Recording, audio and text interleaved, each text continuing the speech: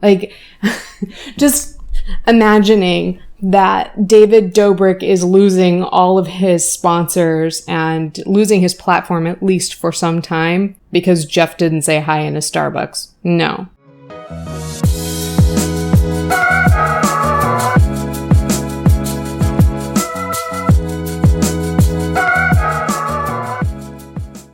Hey there.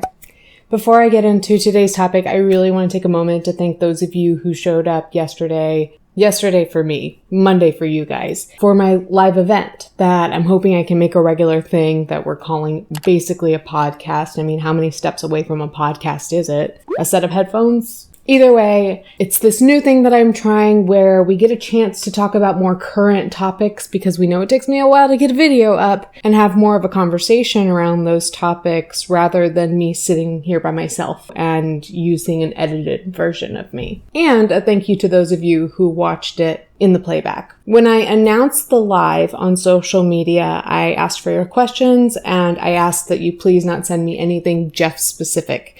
And I really, in the live, was pretty explicit in telling you guys that the reason was because I would likely be talking about Jeff and his recent video about this whole Dirty Dom and David Dobrik fivesome scandal. You know. This week, I really wanted to talk about Jeff's video as well as his appearance on Frenemies and just like everything that's wrong with all of that. But after just taking notes on Jeff's video, I realized there's just no way. There's no way that I'll be able to cover both of these in a video that's palatable even to those who appreciated my longest videos. So from here, perhaps on Monday, we can talk more about either what happened on Frenemies with Jeff, what's going on with David Dobrik's apology, I guess, if we want to call it that. I will acknowledge that David Dobrik put out an apology this morning at like 2 o'clock in the morning, in which he did show more remorse around this situation, but still evaded taking any responsibility for anything specific that happened. I was completely disconnected from the fact that when people were invited to film videos with us, especially videos that relied on shock for views or whatever it was, that I was creating an unfair power dynamic. I did not know this before. It was completely wrong, and I wish I was more responsible, and I wish I was more aware at the time, and I'm so sorry I missed that. I didn't know what was going on in that room, and I should have been. I should have been there, and I should have been making sure that everybody involved was taken care of and wasn't uncomfortable. I think that with David Dobrik, a lot of what he says is being run through a lawyer filter. And we saw that in kind of some of the quotes that came out of the Insider article, reflecting almost exactly what David said in his first video regarding all of this. I don't align with some of the actions, and I don't stand for any kind of misconduct. So I honestly don't find David's apology videos to be that interesting of a topic. I'm interested to see where his career goes or doesn't go from here. But what I found to be very interesting was Jeff's involvement in this situation and the statements he gave to Insider, as well as the video he made after the fact, especially that video. So if you're not caught up to speed in terms of what happened in that infamous vlog, feel free to watch that episode, that basically a podcast episode from yesterday, for me, Monday, for you, where we really broke down the article bit by bit and talked more about the vlog squad as a whole instead of focusing on Jeff Wittek. As you know, probably, Jeff Wittek put out a video within the past couple of days called My Truth, in all caps, My Truth, in which he told his side of the story after this article came out. I will say right out the gate, the first thing that I saw wrong with this video, it was more ironic than anything, but Jeff has this caption that runs through the whole video that says something along the lines of, watch the full 20 minutes so you don't miss any context or something like that. The ironic part is that when Jeff did go on Frenemies and Ethan really grilled him, he admitted that he didn't read the Insider article. So right out the gate, Jeff is not starting out on a good note. Surprise, surprise. I'm going to tell you guys honestly what I think happened, what I think of Jeff, at least surrounding this situation, and also what I think he should do moving forward. And I want to note, even though it really didn't seem relevant, at the beginning of his video, at the very beginning of Jeff's video, he talks about his eye surgeries and his injury. He very briefly alludes to it. And if anybody is wondering about those injuries, you might have seen on Frenemies, Trisha asked him, what happened to your eye? Jeff gets very defensive, and he will not speak on what happened that caused this really horrific accident, apparently, just based on what the injuries looked like. And now that I think about it, I'm probably going to show you photos of what Jeff looked like after the accident. And now is a good time to give you a content warning that in general, we're going to be talking about sensitive topics here. You know, anybody going into any video about the Vlog Squad right now should be prepared to hear topics like essay discussed. I don't think I'll talk super explicitly about any of that today, but just trying to get in the habit of content warnings. This is not easy for my old ass. Anyway, the first thing that I take issue with, aside from that whole like watch so that you get context thing, and he says this a couple of times. Jeff says at the beginning of the video that he has nothing to hide and he is not trying to discredit the victim. And I will just say right out the gate, I'll probably speak on this a little bit more towards the end of the video. If you're discrediting the article that the victim sanctioned, that the victim agrees is the narrative for the night of the event in question, then you are discrediting the victim. Actually, that might be all I have to say about that. That's all I have to say about that. That is that I hear this from Jeff. I've heard it from a lot of people who have spoken on the topic. I hear it from audience members that I'm not discrediting the victim. I'm not saying that the victim was lying about anything, but you are. If you are questioning the credibility of the sources on her side, really. I'm not trying to discredit the victim, but the article is flawed in this way, that way, and the other way. That's my opinion. You have yours. Moving along. There were a few things Jeff talked about just in general about being in David's friend group and being in the vlogs. He talked about how Vlog Squad members, when they get to be in David's vlog, then they get this huge platform that gives them a lot of exposure to help grow their channels. None of this is a surprise to any of us.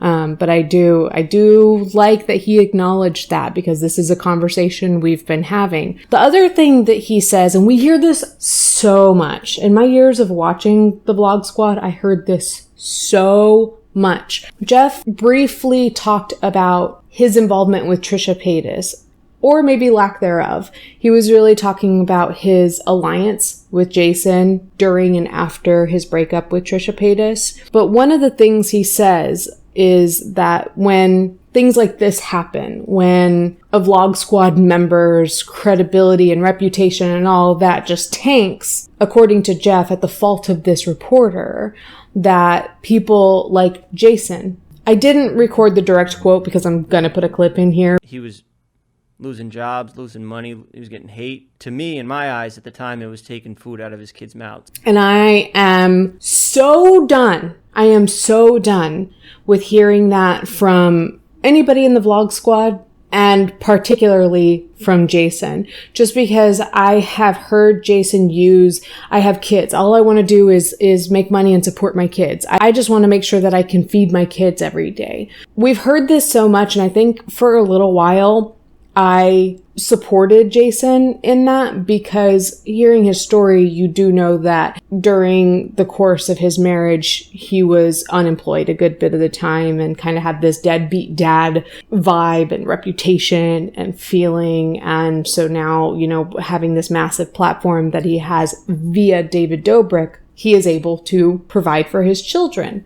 I don't doubt that. What I don't like is that now we are continuing to attribute everything that Jason does that compromises his dignity, his morals, his values, or the law. It's all in the name of being able to feed his children. And at this point, Jason Nash, you are most definitely in the 1%. At this point, I am resentful of hearing anybody in the 1% talking about how they can't put food on the table. You're not having trouble putting food on the table. This is a super quick reminder to like this video and subscribe to my channel if that's something you want to do. If that's not something you want to do, just don't. I'll shut up and start talking now. And Jeff goes on to say that he did not buy/supply the alcohol that was provided to the party, particularly to the girls who were under drinking age, and more specifically to the victim Hannah, because Hannah's not really her name. But he was saying that he wanted to make clear that he did not buy that alcohol, and that at no point was he trying to say that Todd bought the alcohol,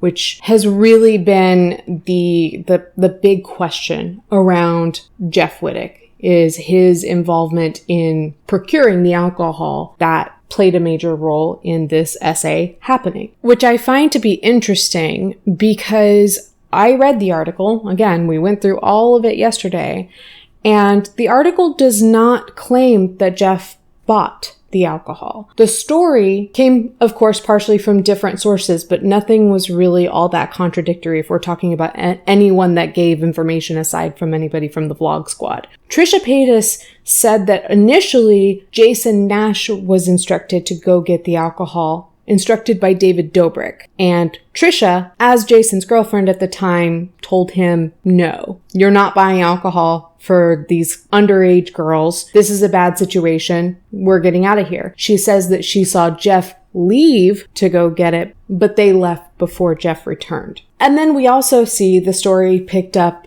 by Hannah. She says that when she came out of the bedroom that she was in with Dom initially the first time, she saw Jeff and Todd arrive back at the apartment. Oh, and I'm forgetting that before Jeff and Todd left to go to the liquor store, Todd asked the party, what kind of alcohol does everyone want? And it was Todd that Hannah says she saw come back holding a bottle of Jack Daniels. So I want to be clear that I believe Jeff when he says technically he did not buy the alcohol. I believe that technically it was Toddy Smith. I believe it was Toddy Smith who provided payment, and as far as we know, it was Toddy Smith who was taking orders as well as holding the bottle of Jack. Like, all signs point towards Todd. I think that Jeff is really being looked at so heavily because he was the only one who spoke out. I do think that he's innocent in that regard. He bears as much responsibility as anybody who was present who did not stop this from happening. And everybody there, let's just take a moment to recognize, we talked a lot last night about culpability. And really everyone there, except for the girl who was blackout drunk and was R-worded, everyone there had a certain amount of responsibility in this. And I know that a lot of people are bringing Trisha Paytas into question, saying that, you know, she's just as responsible as David or Dom or anyone. Well, let's just be clear. Nobody is just as responsible as Dom and David in this situation. I would argue that Dom is the most responsible, and we really are focusing a lot on David Dobrik, but of course, it's because I think it's because of a bigger question about him having a platform and how much wrong people are doing for the sake of his platform. And we'll get to more of that in a bit. And how long are my videos? We'll see how long it takes before we get there. But I think that most people agree that the people most responsible for this essay are Dom and David, but that everybody else there bore some amount of responsibility. Of course, the person or people who went out and retrieved the alcohol and provided the alcohol to people under the age of 21, they bear a good amount of responsibility. So, and I was saying that I hear a lot of people saying that Trisha is just as responsible as anyone. No, she's not. She could have done more to stop this from happening. Everyone could have. Anyone could have. But Trisha has recognized this on Frenemies. She said, I could have done more. I'm partially responsible for this. And that's the part that bothers me, is that Trisha can go public and say, I'm partially responsible for this. And no members of the vlog squad are saying the same. And it's really not that hard. And I don't think it's as incriminating as these guys think that it is. At least Jeff. Like, I think that if Jeff would just come clean and be honest about what happened, he could be on some sort of road towards redemption eventually in good time, but more on that later. Something odd that Jeff said and talked about was he talked about this bit being a failure. That bit, in our eyes, all of our eyes, it was a failure. It didn't work out. I think it was as a means of explaining why some of the guys went back and recorded more footage the next day. And so Jeff goes on to explain that when he peeked into the bedroom, there was no sex going on. And he wanted to make it clear that he would never, ever, ever be okay with looking into a room and seeing a girl lying limp and being R-worded. The problem is, while I believe Jeff that he would not be okay with seeing Dom just like outright violating this girl while she's lying limp and unconscious. But that's not what it takes to constitute an SA. That's the problem with that statement. Simply knowing that this girl was intoxicated or could have been because alcohol was provided at this small party, and knowing that she was engaged in some sort of sexual act with Dom, that is all it takes to constitute a potential SA. I'm sorry, guys, this city is loud. I thought DC was bad, jeez. So when Jeff says that he peeked in the room and nobody was having sex, everybody was clothed, I don't believe that. He claims that it was all for a bit. They were all just joking when they peeked in and they were saying like really gross things that I don't want to repeat, but they confirmed that they saw 3 people having sex in the room. I'll tell you this much. I have watched the Vlog Squad for, I think I've said like 2 or 3 years. They're not that great of actors. They're not. And so I can't know for positive what they saw when they looked in that room, but the reactions that they had when they did look into the room looked far more genuine than in any other bit that seems staged in David's vlogs. And also from the accounts that the victims, and I say victims because I do want to include Hannah's friends that were sources for this article that were able to kind of step in and fill in the gaps where Hannah's memory was not there. So when they spoke to the victims told Insider that the guys were peeking in, and that at one point David asked somebody, hey, did you find any success looking into the room? And that person said no, he locked the door. Dom locked the door. According to Sarah, I believe it was, Sarah, again, not her name, but it's the victim's friend. Sarah said that the door was locked because people kept looking in on them. So I don't believe, and this bothers me because it's one thing for Jeff to deny things based on technicalities, but it's another thing to outright lie. And I believe that this is an outright lie, that when he looked in, he didn't see any sex. Maybe he looked in a couple of times. Maybe the first time he looked in, they were clothed. But I believe at one point he looked in and he saw a sexual act happening. Do I believe that he looked in and saw 3 people who looked fully conscious? Yeah, probably. I think that what people fail to realize sometimes is that when one drinks an exorbitant amount of alcohol, which it sounds like Hannah did that night, a person will typically get drunker and drunker and drunker long after they've had their last drink because they have all that alcohol sitting in their stomach that's being absorbed into their blood system. I'm not a doctor. I'm just a sober alcoholic who's been through that countless times. But I kind of have this speculation that Hannah was drunk to a certain extent, to a pretty decent extent, according to her friends, when they stepped into that room. She and the friend Audrey, that partook in that. And I don't even want to say they partook in this threesome because it was not consensual. I don't even want to call it sex. I don't know what else to call it though, but I believe that she was drunk to a certain extent when she went into the room and then probably got drunker as she was in there.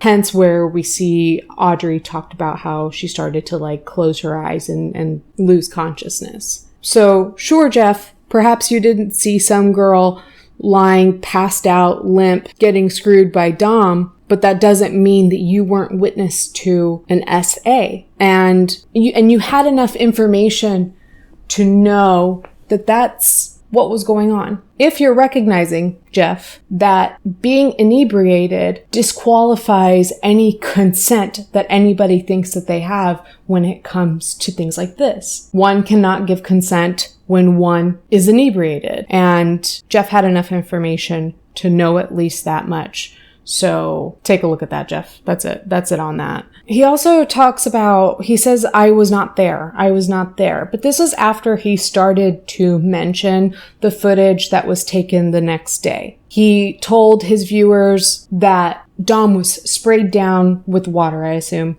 He was sprayed down to make it look like he was really sweaty, to make it look like he had just had sex, and he was not there. And the thing is, in a way, he really is incriminating himself by giving that information, and as well as the other guys. But also, he didn't read the article, and if he had read the article, he would have known that that information was already in the article. We knew that already. We knew that that bit that part of this longer bit was filmed the next day. And that does not bode well for the Vlog Squad and their side of the story. It does not. So Jeff did not do anybody any favors, but at the same time, we already knew this. I've heard people make some really good points. The girls were not there in that part of the vlog. Why not? If they had just wrapped up having sex, where were the girls in all this? And if we believe the victim, as we should, you, me, Jeff, everyone, then there's just no way that right after Dom was done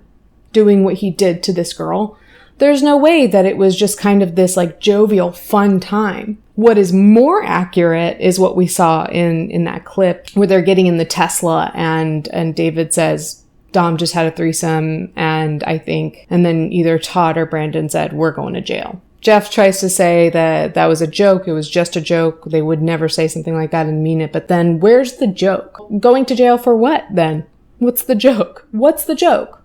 I'm laughing because your joke being a joke, that's a joke. Because it's not. Because the original joke was not a joke. And he also says that he believes David had no idea that Dom R-worded a girl. And I might sound like a broken record at this point, but I think that all of these things that Jeff is saying, that anybody on that side of the fence is saying, is defining SA differently than how SA is defined. I think that is exactly why we're having this moment of just wanting to like wring their necks and get them to tell the truth, is because they're trying to get by on technicalities. But on a technicality, if David knew that this girl was drunk, which we knew, we saw photographic evidence that this girl was too drunk to stand on her own. She had her friends dressing her.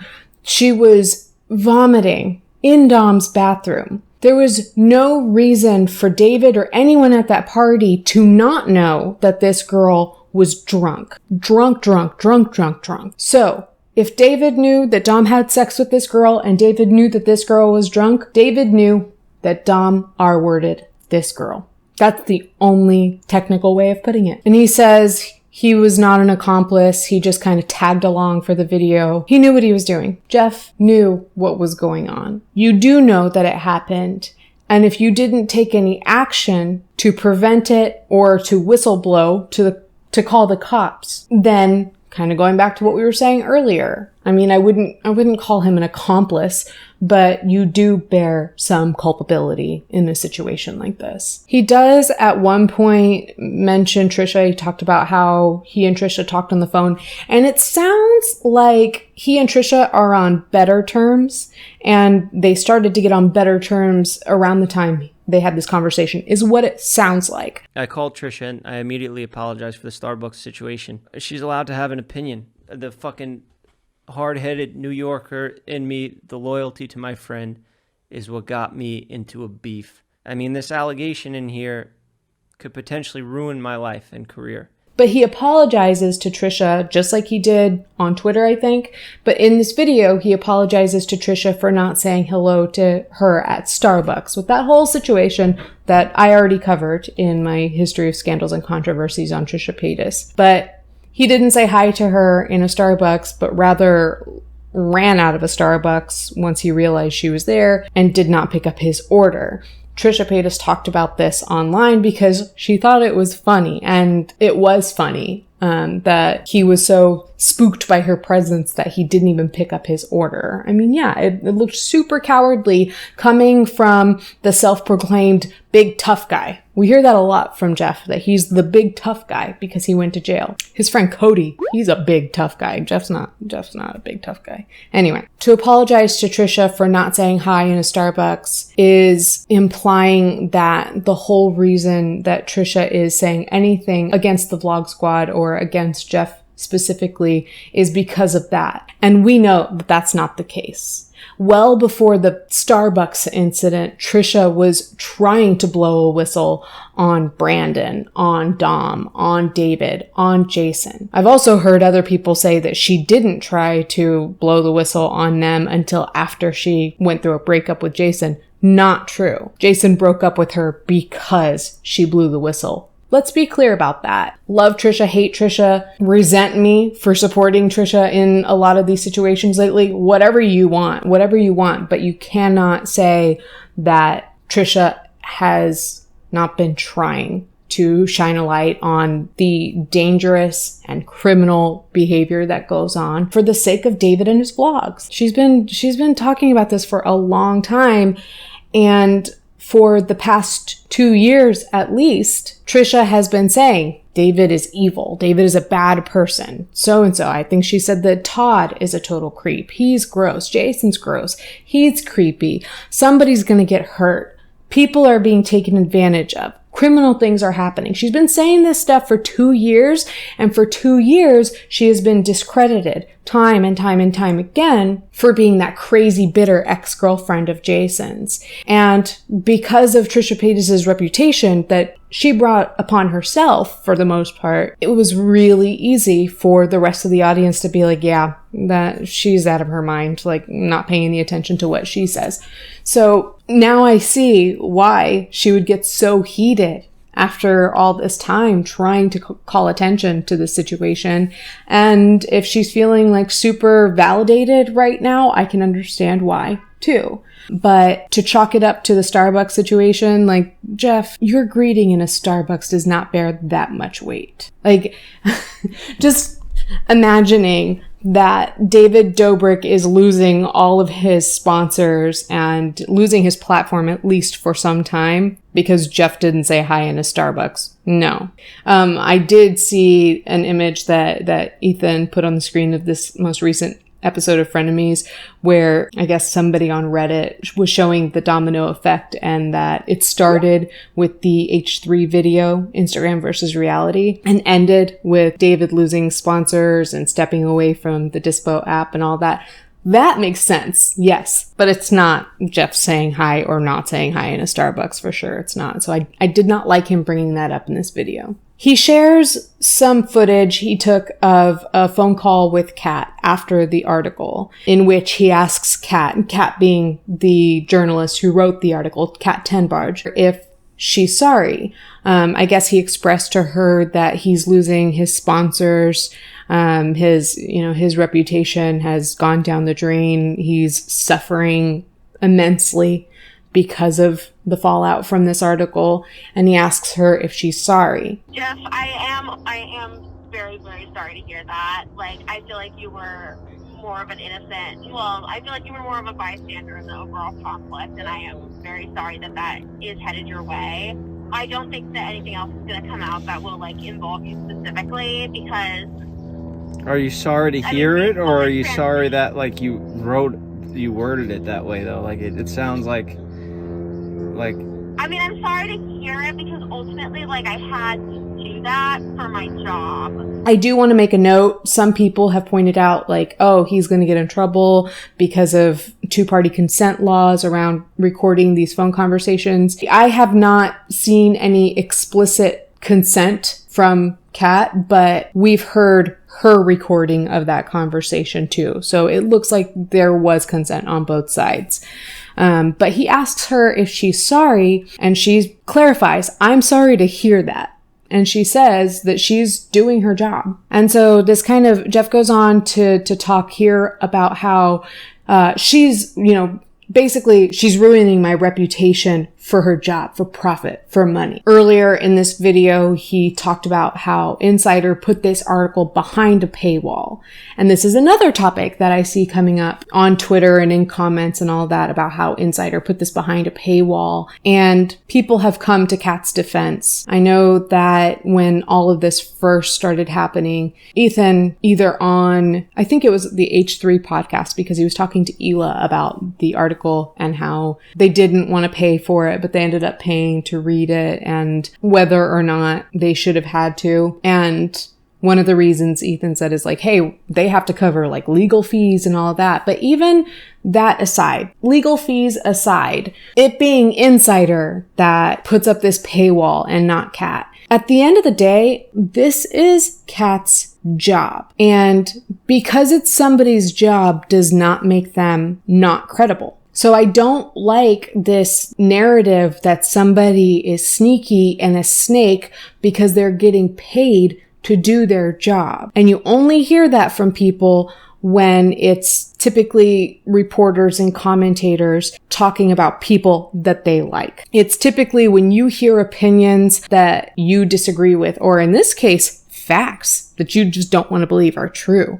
That's when you start hearing people saying, oh, it's all for the money. It's all for profit. And it's so funny because directly after Jeff criticizes Kat for doing this all for profit behind a paywall, he mentions that he's losing his brand partnerships. And you put a paywall on it. You claim you're helping the girl.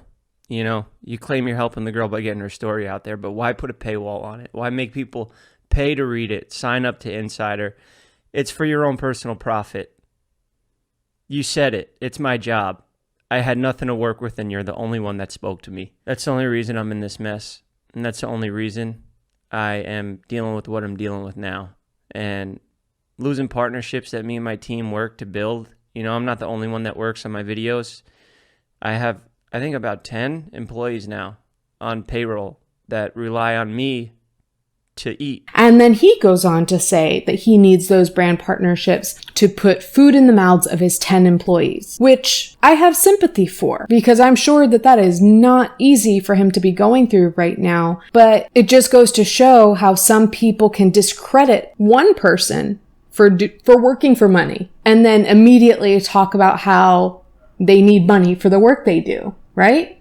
We all do. Unless we have somebody taking care of us, we work for money so that we can live. And something tells me that it's likely that every member of the vlog squad is probably living more comfortably than Kat, but I don't know that for a fact. That's all just total speculation. But yeah, we have to stop. We have to stop vilifying people for working for money. Just because you do something, just because you work for money doesn't mean that you don't love what you do. It doesn't mean that you're not honest and ethical in what you do. Does not mean you're not doing a good job. It means it's your job. That's all it means. He put Kat's Twitter up on the screen and really kind of instructed his audience to just go and harass the shit out of her. And everybody at this point really knows that happened and agrees that that's not okay. Or at least anybody who's not vehemently defending Jeff right now agrees that that's not okay. It's not okay. It's happened to me. I can't imagine how it feels for the people who were either essayed or trying to support an essay victim and having this happen to them. Of course, I've put her information on the screen, but at this point, her information is well known. Her name is well known. She's verified and all of that. So I feel comfortable putting her information on the screen. Go show her some love, please. That's what I'd like to do with my little platform. The one good thing that Jeff did do with this video is shine a light on another one of Insider's articles that was in support of SA Awareness Month, which is April. Honestly, this stuff is happening just in time for us to really have a conversation around this topic as April approaches, and I think we should continue having these discussions. So one little point to Jeff for focusing his audience's attention on that for just a moment. But then at the very end of his video, he reiterates he's not trying to discredit the victim.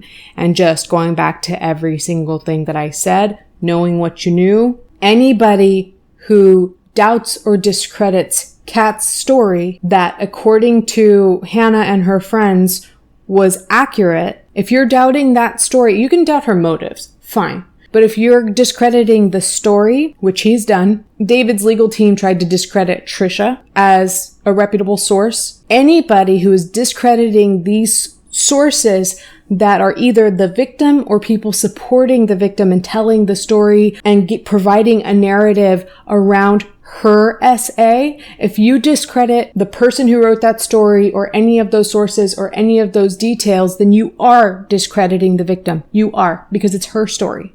It's not Trisha's story. It's not Sarah's story. It's Hannah's story. It's not Kat's story.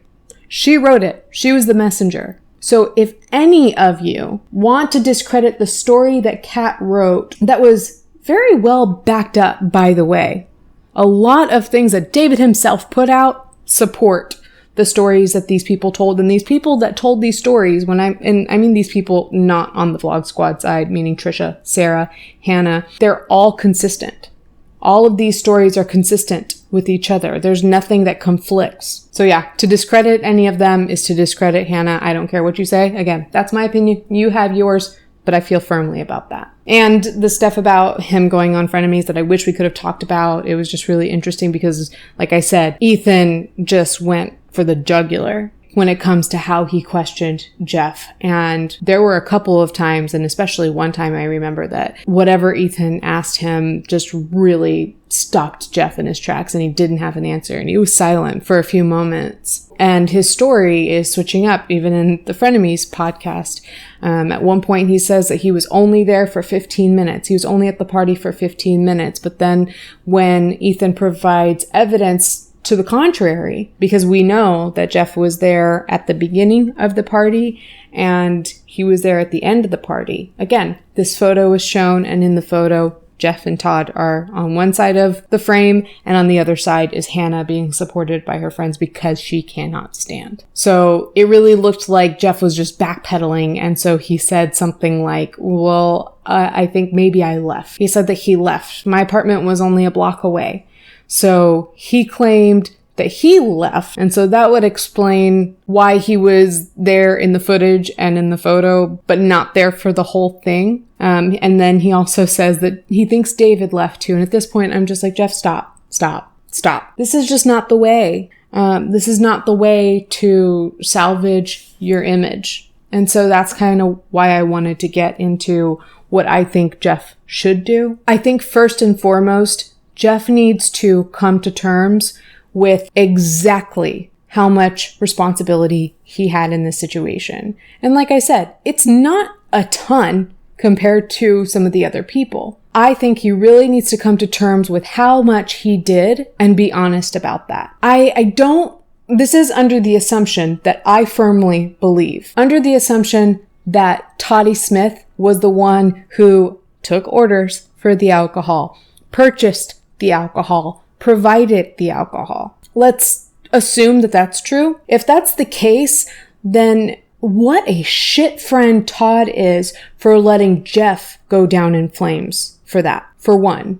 Like, I actually have lost far more respect for Toddy Smith than I have for Jeff Wittek around this situation. Todd can eat a bag of dicks. I get it. Jeff is some big, tough guy, and so he doesn't want to snitch on his friend, or at least that's what I think is happening.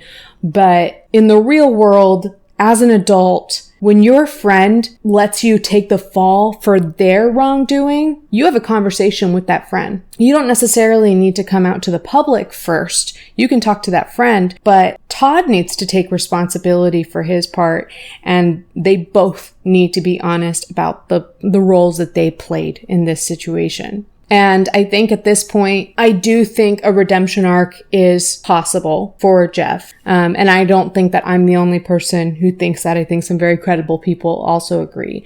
Kat says that she believes that he was more of a bystander and not one of the people most responsible for what happened to Hannah. I think a lot of people have just described him as complicit, and a person can learn and grow from there. He's in a much different position than David or Dom are in right now. Like, they're in for a bruising right now. Jeff has the potential to learn from this situation and do better. And whether or not he will be fine or would be fine without the vlog squad is beside the point, at least for a while, because I don't think anybody's going to support seeing them together in any capacity. I don't think any brands are going to want to work with Jeff if Jeff is hanging around David or other people that were there at this party. So aside from that, I think that he would be fine without the vlog squad. He's got his own platform at this point. And before all this happened, whether you like him or not, or find him interesting or entertaining or not, he did have an interesting concept. What he was doing for a while there looked more like a show, and it was an interesting concept. He has the potential to go off on his own, and I think that even though gaining those sponsors back and making money again is going to take a little while, I think that he can do it, but it has to start with telling the truth and truly apologizing for exactly the part you played, apologizing for any lies he might have told, apologizing for being involved at all, and going his own way. So kind of going back to the whole eye injury thing, looking at Jeff's injuries, we cannot get for certain a story of what happened that caused Jeff these injuries. I did look around and, of course, Reddit usually gives you information when nobody else will.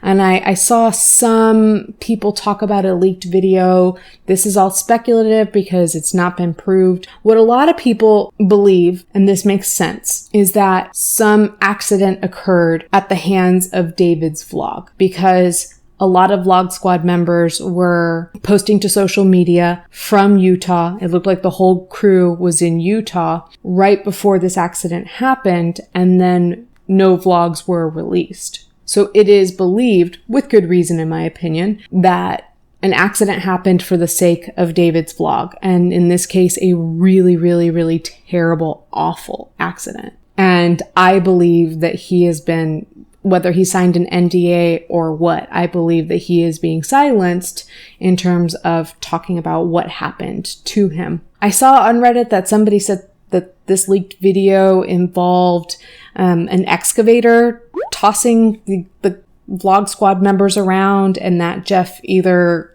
was tossed to the ground or tossed into one of the teeth. The point is, we have reason to believe that he was injured at the hands of David and his vlog. And at this point, Jeff, you are continuing to protect people who are not serving you. You're continuing to protect people that are hurting you, that are hurting your ability to continue growing your platform or maintaining your platform, hurting you from salvaging whatever reputation you could have had with this situation. I think Todd needs to come clean about all of this stuff and leave, or did I say Todd? I meant Jeff. Todd can go eat a bag of dicks. Yeah.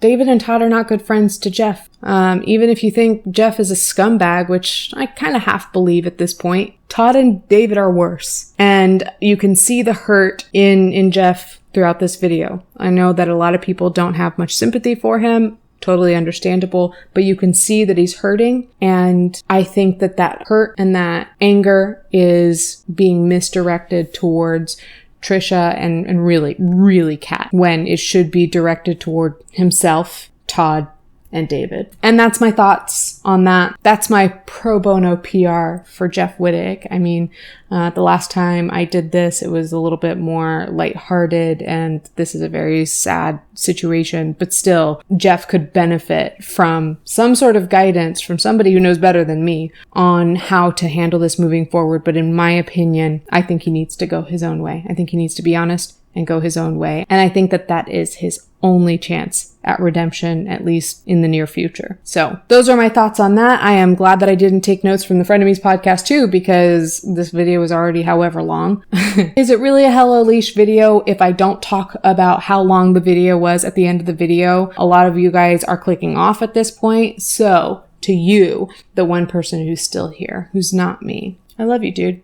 Thank you for watching to this point. Let's continue this conversation into next week's basically a podcast, because I think there's still a lot to be said. I've said this on social media, but just to reiterate here, I am not going to be super active in the chat during these podcast live events, whatever you want to call them. So if you have a question or a topic you want to talk about or want me to talk about, obviously, priority goes to emails that I receive ahead of time. And I mean like at least a few hours before the event. Patrons also get preference. And then of course, super chats, because like I would be a dick to receive a super chat and not acknowledge that person. If you haven't subscribed already, I would so appreciate it if you would. If you haven't liked this video yet, I would so appreciate it if you would. If you don't want to do either of those things, then don't. I just appreciate you being here to this point. And so I'm going to stop rambling and let you go about your day, and you will see me in the next video. Thanks. Bye.